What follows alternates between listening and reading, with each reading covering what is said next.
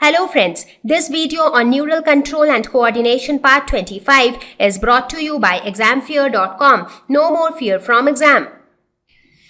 So now that we have finished our discussion on human eye, let us talk about the human ear. So that is also equally important as eye because it helps us to hear different types of sounds.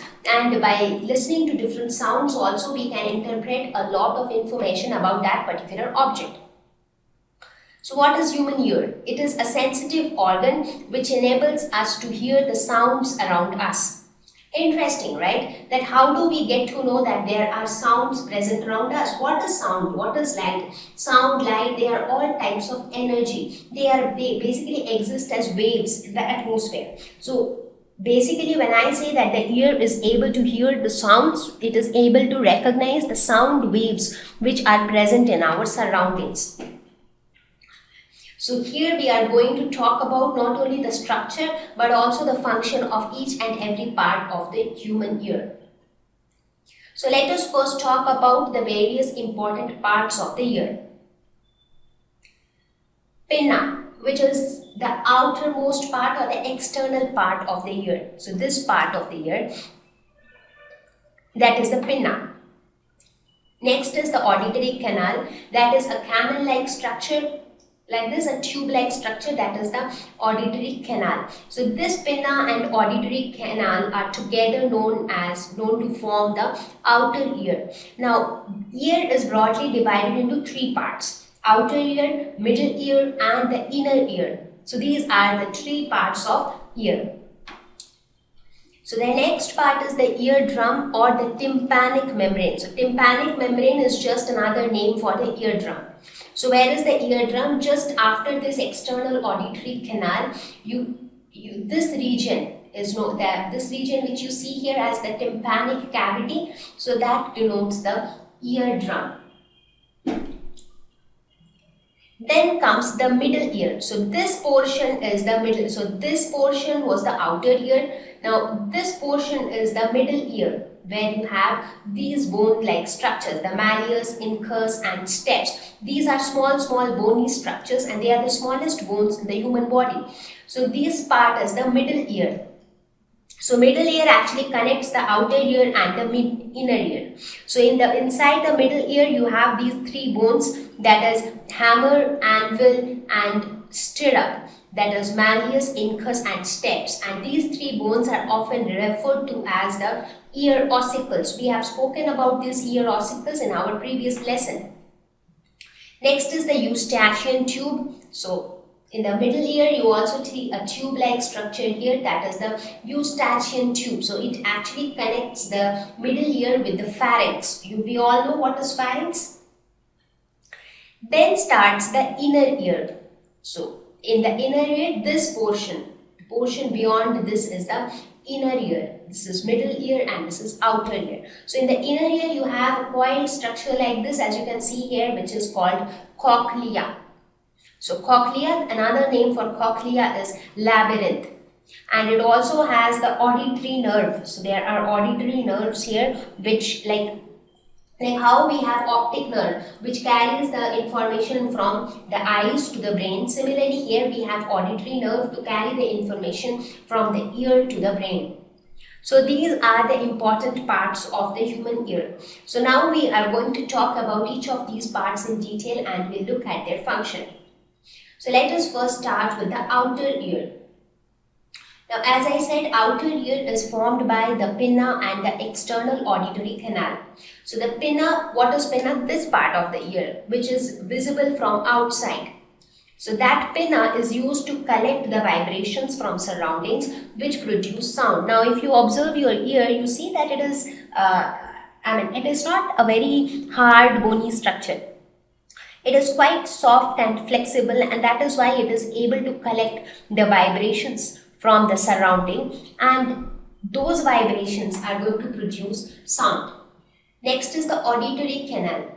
The auditory canal, sound passes through this towards the eardrum. So if you see this particular portion, the pinna will collect all the sound waves, and then these waves will pass through this auditory canal so that it can go deep inside, because the waves also need a path to travel inside. So that path is provided by the auditory canal, and then it reaches the eardrum.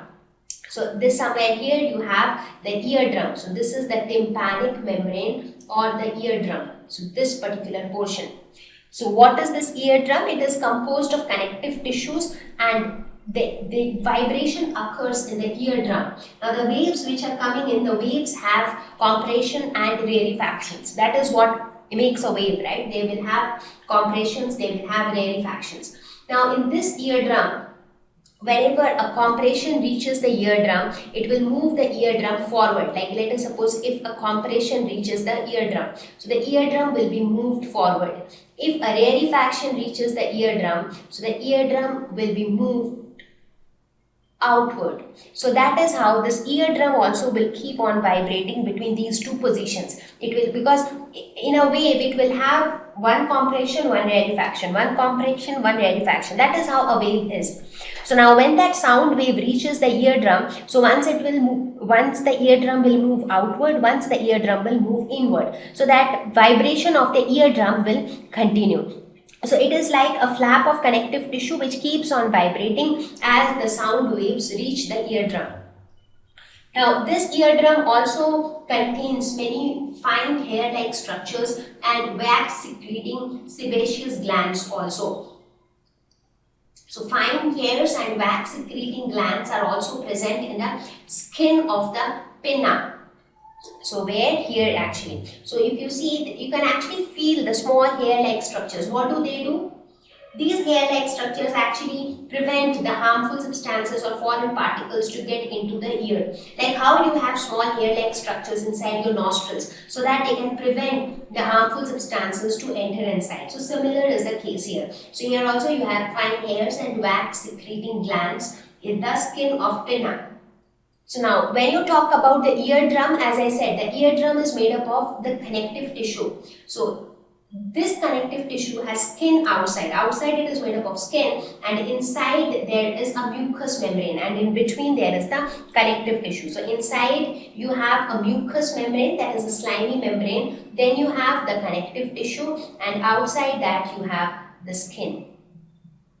So these are the three layers which form the eardrum or the tympanic membrane. So all these three parts together form the outer ear. So what do you observe? What is the purpose of the outer ear? It helps to collect the sound waves and helps it to reach the eardrum, where it can produce vibration of the eardrum.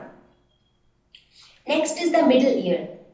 Now in the middle ear, the eardrum vibrations are amplified. Now eardrum vibrations are basically the sound waves, because in the sound wave, wherever there was a compression, so the movement of the eardrum is based upon the compression and rarefaction of the sound waves.